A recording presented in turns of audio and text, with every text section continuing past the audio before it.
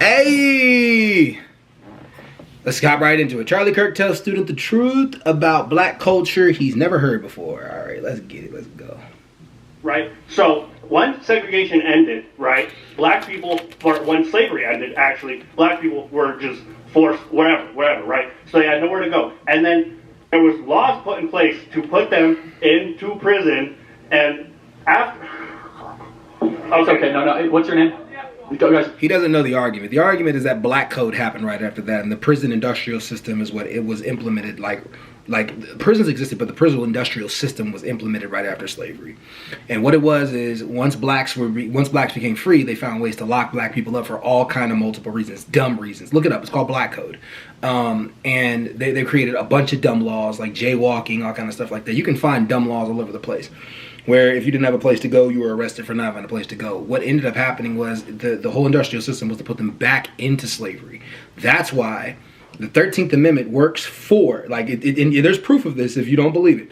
The 13th Amendment works for you only if you don't go to prison. I don't know why I find that extremely ironic within the coding of the words. You can be a slave if you go to prison. So the irony that black code, the prison industrial system, and all this stuff is set up right after slavery, it's just there's an irony in that. But I get where he was trying to go with that. And you guys can research everything I just said. Don't believe me? Research it.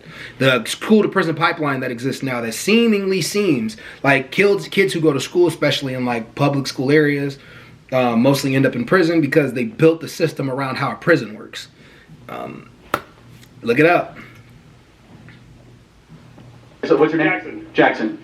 It takes a lot of courage to come up here. Yeah, no, we should take a deep breath. I'm not here to pick on you. No, and I appreciate it. No, it's okay. I know this can be very intimidating getting into a crowd like this, so just take a deep breath. Let me make your argument. I'm going to make your argument for you, and I'm going to tell you why I think it's wrong.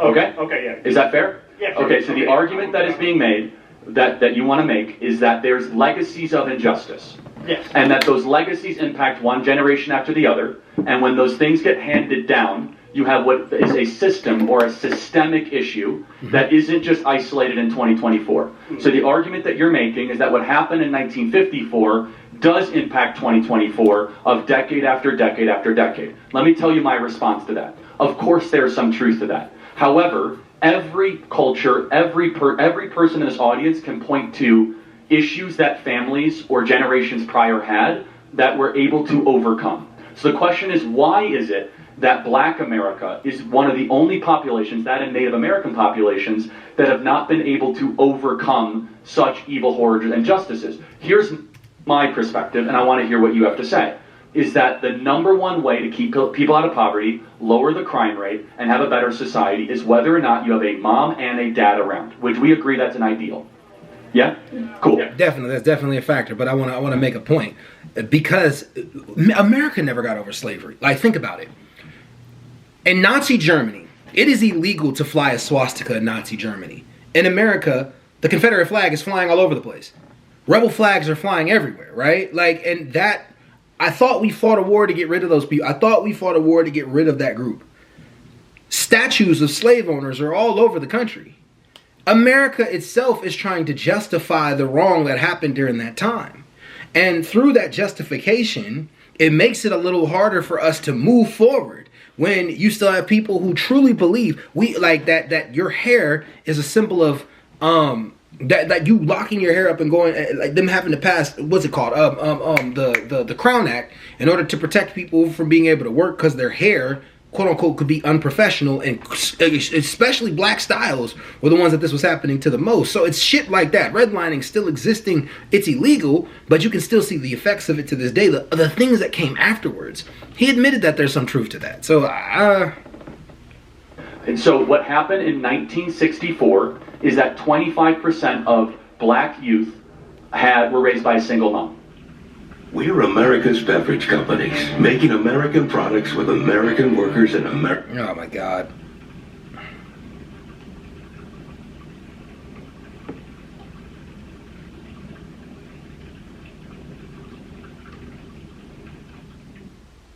Okay.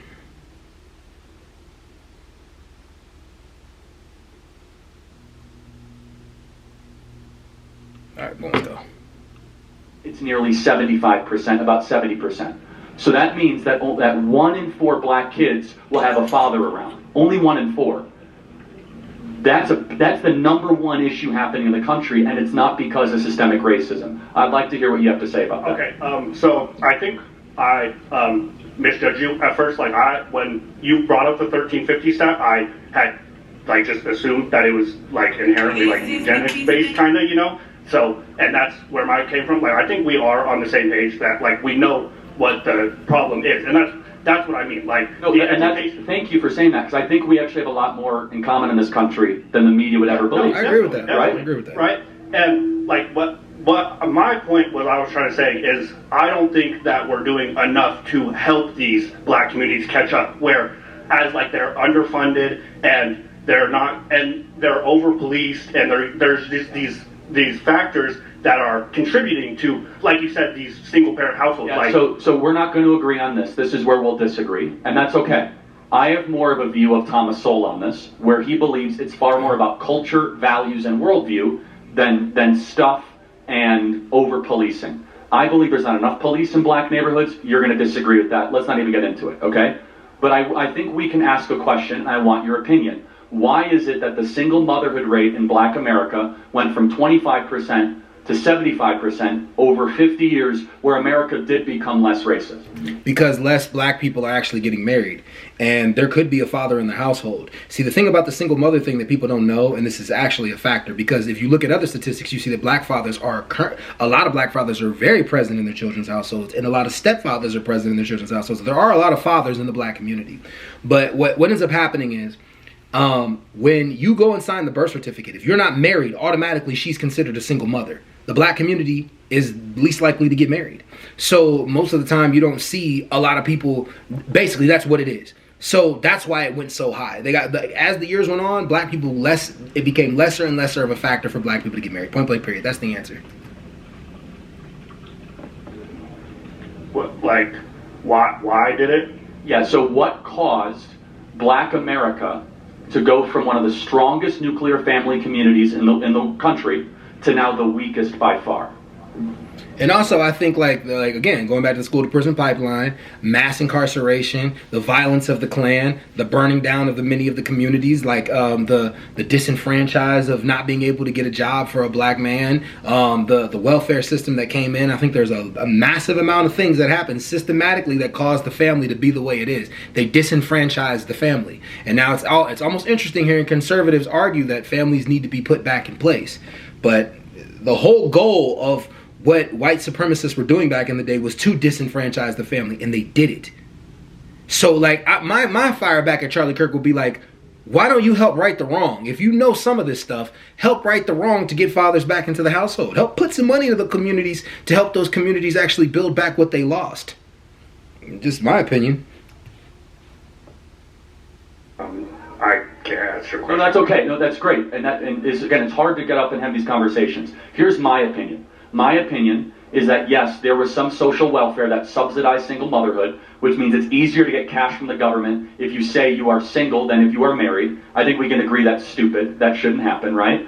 But I would love your perspective on this. Do you think in black culture, getting married and staying with one woman for your entire life is elevated and celebrated? No, not at all. No. I think that's the problem. I think the problem stems from a lack of education. I think these communities don't That's correct too. I don't think a lot of them have the proper education or learning from previous to realize what will lead them to a more successful future. I think that if we funded more education in these systems, then these men wouldn't be so focused on stuff like gang violence to get protection or money or you have a great stuff like that, and then end up in prison and then end up with their child having a single mother. Fair enough. So, sorry, I didn't argue. No, that's great. So there's a lot of examples that there's some merit to your argument, but it's more about the quality of education than the amount of money we spend on it. Yeah. Such as, that's why I'm a big proponent of school choice and educational vouchers and opposing the teacher unions.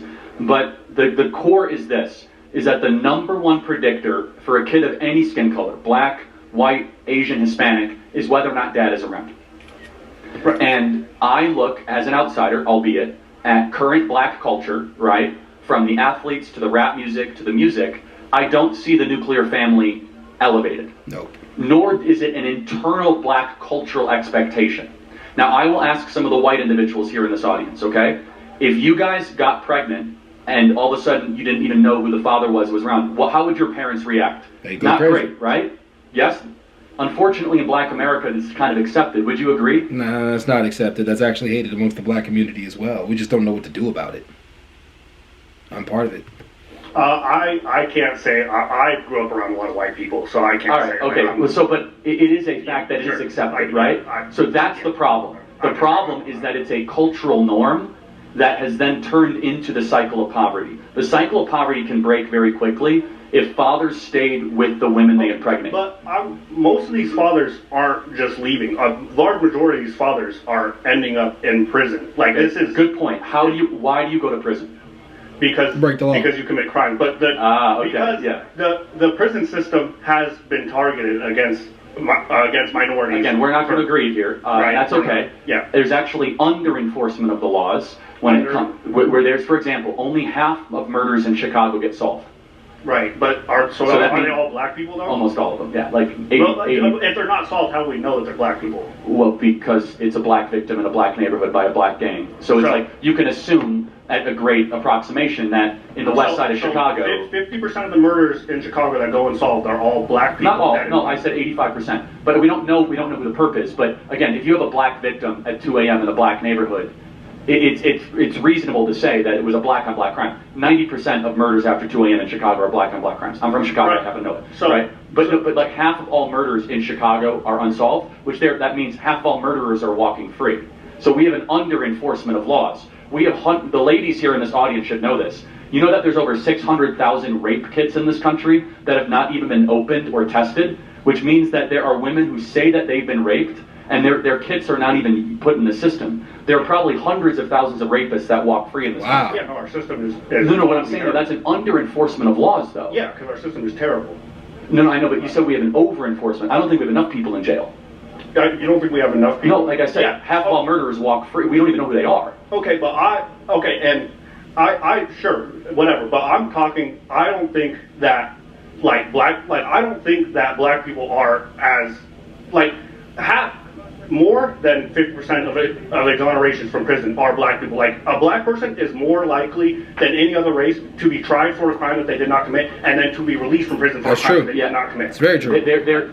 That's not totally true. Let's pretend that it is. It's because they're in front of the. No, that's 100% true. That's 100% true. Black people are more likely to be accused of a crime and be exonerated for not committing the crime. They are more likely. So, that is 100% of the reason why there's an overinflation of us being considered on the murder rate. However, though, if you look across the board at all other crimes, whites surpass us in every other area.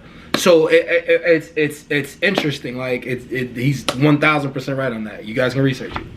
Justice system more because of the high crime. But let's try to find some agreement. I'm talking percentages of exonerations. No, it's because they're in the system more, though. It's because you have more cases. But anyway, let's pretend that's true. Let's pretend because the system is biased. That's what it is. They're more biased towards blacks than they are towards whites. It's totally racist. Actually, there's more white people in the system because white people make up no, for sure.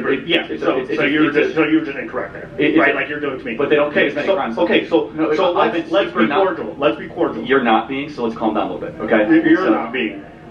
Am I being sweet to this guy? All right. Let me ask you one question in closing, though. If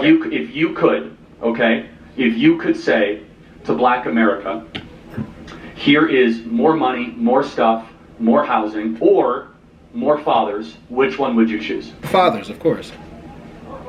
More funding. I don't think, because fathers, I think that you need to solve the problem from the bottom. I don't think you can just plant a bunch of fathers. I do agree with him on the funding, though. More funding would probably bring more fathers into the community. And they're going to stay there. Like you said, they're just going to, like in the culture, it's not part of the culture. So they would just it's a hypothetical, meaning if the fathers were to stay. Were to stay? Yeah. Okay, yeah, sure. I just knew for 100% fact that they were going to stay. No, sure. we have agreement. So during the BLM stuff 4 years ago, did we hear anything from the national BLM leaders or anybody about black dads staying around with women they impregnate? Did anyone mention that? No. Why? It's the fundamental issue. The fundamental issue is if you have a father around, less likely to commit crimes, more likely to graduate high school, more likely to get a job, less likely to be in poverty. How do we get there? Like, this is what I was like, how do we get there? Well, the first of which is you must raise the standard of expectation, both internally and externally in the black community, that we're not going to put up with men, because we're both men, fleeing the women that they impregnate. Yeah. That we will say to men that flee the women that they impregnate, you're a loser, we're not going to tolerate you, we're not going to be friends with you, that you're the scum of the earth, that if you impregnate a woman and you just run away from them. Most definitely. Do we do that right now? I don't think all men do. I think this is very common. What's the word? I think this is very common in just masculine culture in general. Is that men won't do that too. I actually think it's the opposite of masculine culture too. I think it's not feminine. It's something else. No. Just fleeing from the difficult. Well, no, but I'm saying in male circles. I feel like that is something that males would praise, or at least around my age range. That's something that happens. So then I think we need to demand better. Thank you for coming up to the mic. I know it's not easy, and God bless you. Thank you so much. Have a good day, sir. Okay. Well, we have new detail. Okay, that was a good conversation. Right. So what? All right. Well, that's all for that, man. That was a good conversation. All right, y'all. I'm out. Peace.